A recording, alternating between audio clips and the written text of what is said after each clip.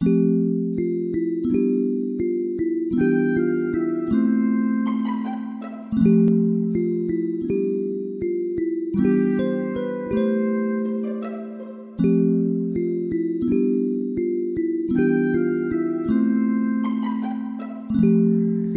pertama, ada kelompok dari famili Crassulaceae. Tanaman dari kelompok ini memiliki beberapa manfaat dan dampak nih, diantaranya dapat mempercantik ruangan atau rumah sebagai tanaman hias. Dengan begitu, Crassulaceae juga dapat nih menjadi peluang bisnis bagi teman-teman karena selain cantik, tanaman ini juga aman, mudah dibudidayakan, dan tidak mengancam lingkungan. Selain itu, dengan dijadikannya sebagai tanaman hias, tanaman Crassulaceae menyediakan efek meditatif nih untuk menghilangkan stres dan meningkatkan produktivitas bagi yang mempeliharanya. Seperti tanaman lainnya juga, Crassulaceae dapat berguna sebagai penambah kesegaran lingkungan dengan warnanya yang cerah dan sifat fotosintetiknya yang menjadi salah satu sumber oksigen bagi kita. Tanaman Crassulaceae menjadi obat dari berbagai penyakit seperti batu ginjal, jerawat, sakit perut, mengontrol diabetes, meredakan keseleo, ataupun meredakan batuk. Selain itu, tanaman Crassulaceae juga ada beberapa hal negatifnya nih. Yang pertama, dapat mudah terserang penyakit dan hama. Maka dari itu, kita perlu dilakukan perawatan yang cukup baik jika ingin memeliharanya. Selain itu, ada beberapa tanaman Crassulaceae yang berduri dan juga beracun nih. Jadi kita mesti berhati-hati dalam memelihara ataupun jika ingin mengkonsumsinya. Maka dari itu, penting bagi kita untuk mengetahui spesifikasi dari tanaman Crassulaceae ini. Nah, selanjutnya ada dari kelompok 2, yaitu kelompok Magnoliaceae. Kelompok ini juga memiliki beberapa dampak dan manfaatnya tersendiri. Di antaranya yang pertama, bunganya harum dan berwarna-warni. Ada yang berwarna putih, ungu, kuning, merah, dan warna-warna menarik lainnya. Sehingga karena enak dipandang dan sifat baunya yang khas dan wangi ini, tanaman Magnoliaceae sering dijadikan tanaman hias. Tanaman Magnoliaceae dapat menjadi tanaman pagar untuk menghiasi pagar-pagar rumah agar terlihat lebih cantik dan tampak natural. Di Indonesia dan Cina khususnya, ekstrak dari tanaman Magnoliaceae digunakan menjadi obat tradisional atau alami dari berbagai penyakit seperti keputihan, vertigo, batuk berdahak, perut kembung, dan penyakit saluran pernafasan. Selain itu, dapat juga digunakan untuk keperluan ritual dan upacara adat. Contohnya di beberapa wilayah, salah satunya di Indonesia nih, sebagai hiasan ketika acara perkawinan. Untuk kaum hawa sendiri, tanaman ini banyak yang digunakan menjadi bahan kosmetik dan kecantikan karena mengandung fenol dan signol yang berguna untuk mengencangkan kulit dan terhindar dari efek radikal bebas.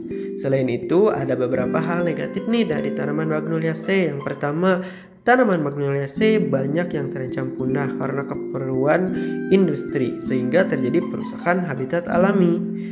Terdapat beberapa tumbuhan Magnoliaceae yang baunya menyengat sehingga dapat dikatakan baunya itu mengganggu kenyamanan manusia. Kemudian, tanaman Magnoliaceae kadangkala dikaitkan dengan hal-hal mistis yang menyebutkan bahwa harumnya atau baunya tanaman Magnoliaceae ini menjadi tanda-tanda kehadiran makhluk tak kasat mata. Selanjutnya yaitu kelompok ketiga, ada kelompok Rafflesiaceae. Nah, untuk kelompok Rafflesiaceae ini memiliki manfaat secara umum, yaitu untuk pemulihan pasca melahirkan, kemudian membantu menghentikan pendarahan sehingga membantu penyusutan rahim. Nah, selain itu, kandungan dari bunga Rafflesia ini juga dapat dijadikan sebagai penambah suplemen makanan loh.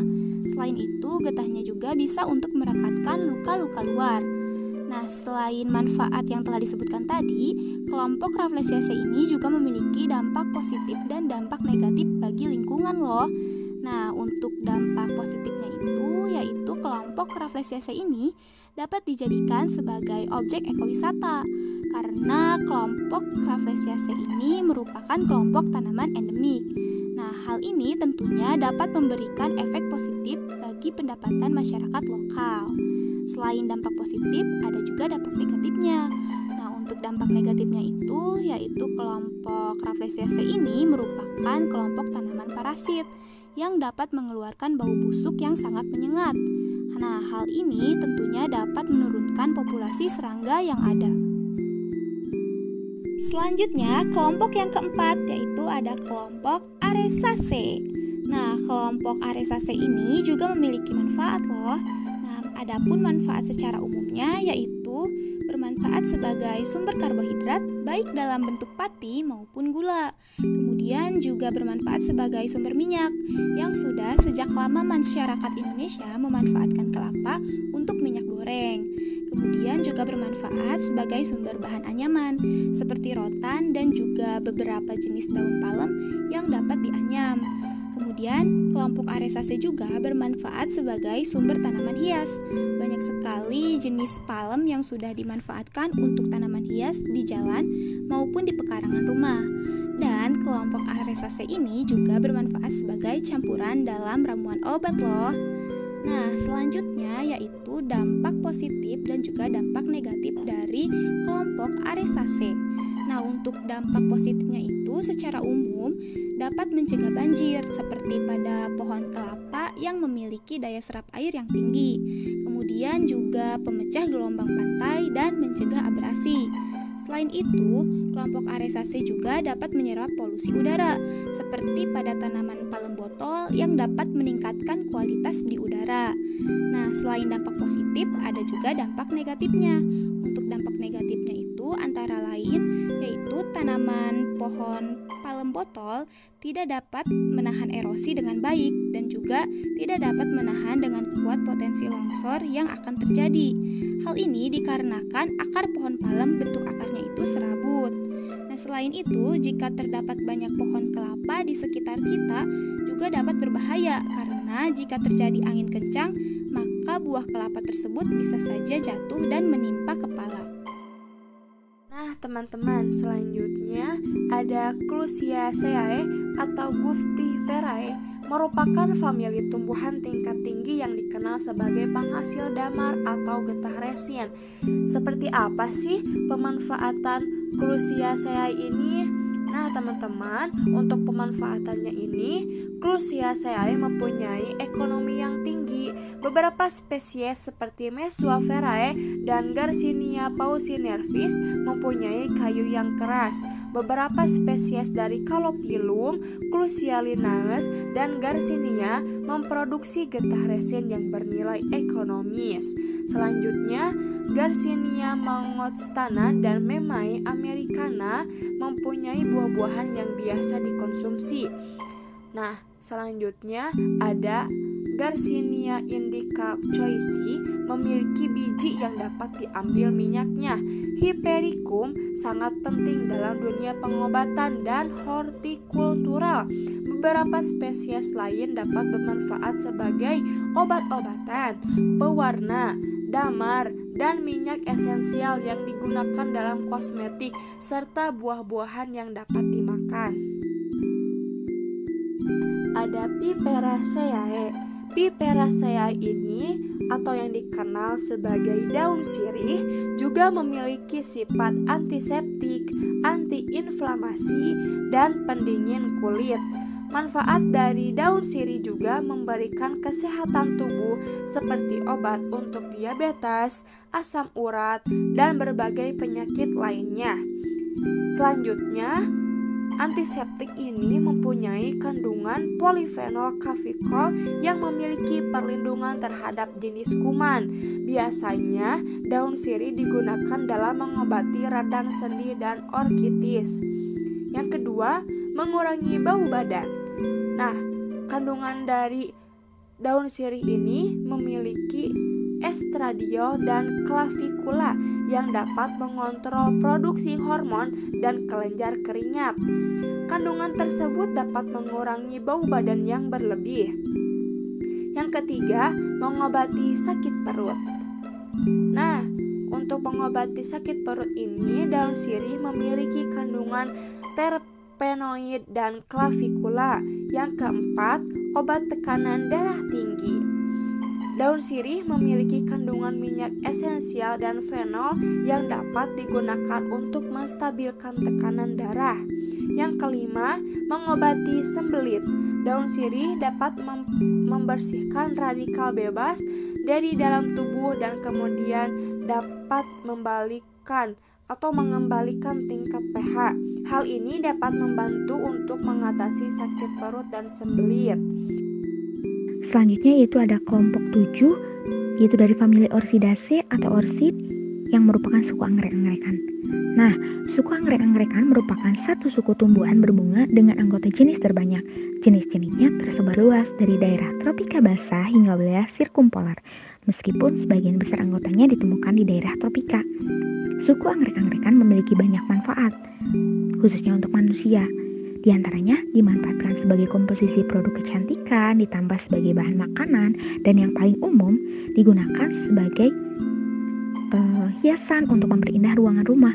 Karena kita ketahui bahwa variasi dari anggrek ini memiliki banyak variasi, di antaranya dari mulai warnanya yang memiliki warna putih, kuning, dan lain-lain. Ternyata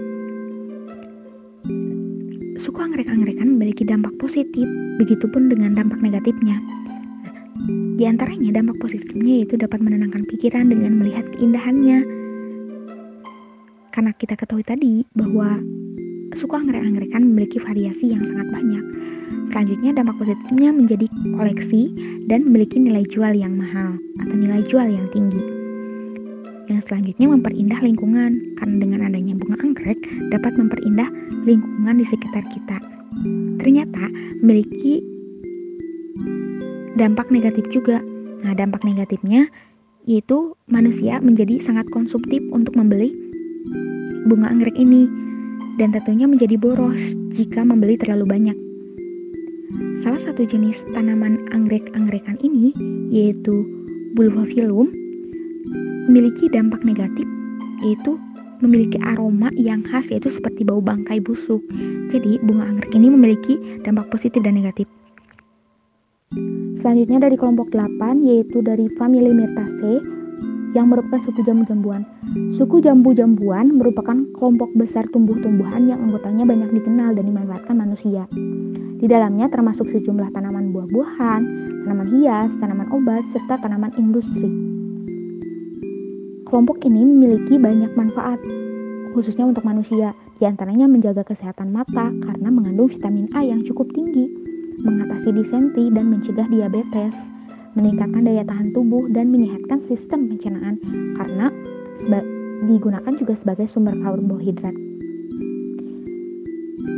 Tanaman ini juga memiliki manfaat yaitu untuk memperkuat tulang. Nah, akar pohonnya juga sering digunakan untuk mengatasi gatal-gatal. Nah, untuk kulit batangnya itu digunakan untuk obat sariawan. Menarik bukan? Dan terdapat dampak positif juga pun dampak negatif.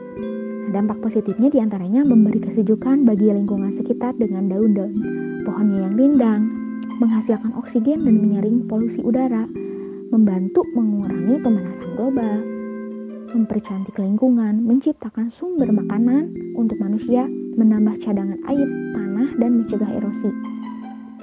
Dan yang terakhir tentunya dapat menjaga populasi makhluk hidup. Untuk dampak negatif dari suku jambu-jambuan ini yaitu adanya sampah dari daun ranting yang sudah kering. Namun hal ini